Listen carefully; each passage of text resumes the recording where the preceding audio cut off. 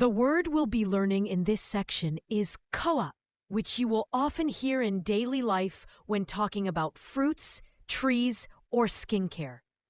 Understanding its various applications will deepen your grasp of the language and enrich your conversations. Kawa. Kawa. The word kawa means skin, shell, or bark in English.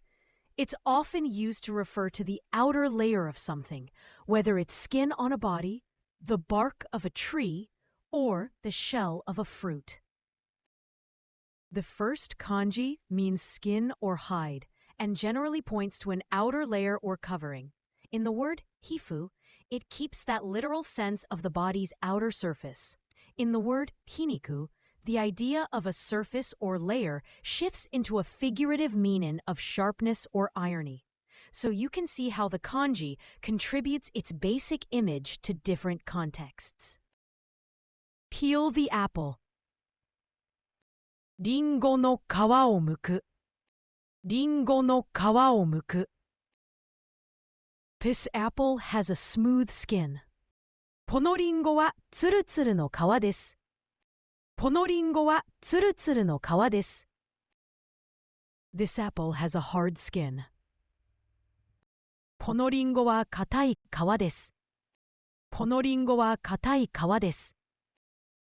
He faces difficulties and thickens his skin. 彼は困難に直面して皮を厚くする。彼は困難に直面して皮を厚くする。The most common synonyms of the word kawa are omote and sotokawa. Omote refers to the surface or face of an object, often used to talk about appearance. Sotokawa primarily refers to the exterior layer of something, emphasizing its outer shell. The most common antonyms of the word kawa are nakami and uchigawa.